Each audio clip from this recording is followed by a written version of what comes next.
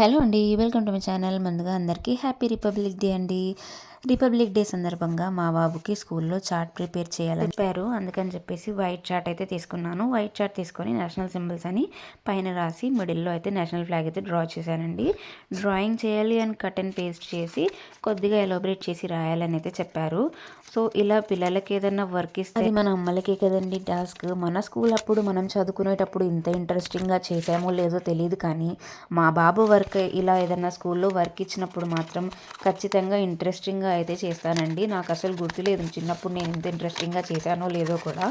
But పిల్లల కోసం ఏదైనా చేయాలంటే ఖచ్చితంగా చేస్తాము. అది ఏ రాత్రి అయినా సరే, ఎంత టైం అయినా సరే అసలు పట్టించుకోము. పిల్లల కోసం ఖచ్చితంగా చేసి పెట్టాలనిపిస్తుంది కాబట్టి నైట్ అయినా సరే కూర్చొని అయితే ఇది కంప్లీట్ అయితే చేశానండి.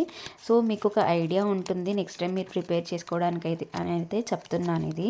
సో మిడిల్లో ఫ్లాగ్ అయితే డ్రా చేసి అటుపక్క ఇటుపక్క నేషనల్ సింబల్స్ అయితే పేస్ట్ చేసి కొద్దిగా ఎలాబరేట్ చేసి అయితే రాశానండి. నేషనల్ ఫ్లాగ్ గురించి, నేషనల్ ఫ్రూట్ గురించి, నేషనల్ యానిమల్ గురించి, national bird and national tree గురించి అయితే రాశాను. ముందుగా లైన్స్ అయితే గీసుకుంటున్నానండి. ఇలా మనం లైన్స్ గీసుకున్న తర్వాత స్కెచ్ పెన్తో మనం డైరెక్ట్గా రాసినప్పుడు ఒకే లైన్లో స్ట్రైట్గా అయితే వస్తుందండి. రైటింగ్ చూడండి ఇలా స్ట్రైట్గా అయితే వస్తుంది. మనం వన్స్ కంప్లీట్ అయిపోయిన తర్వాత ఎరేజర్తో ఇలా లైన్స్ అయితే ఎరేజ్ చేసుకుంటే సరిపోతుందండి. చూడండి నేను ఇక్కడ రాసేసాను మొత్తం.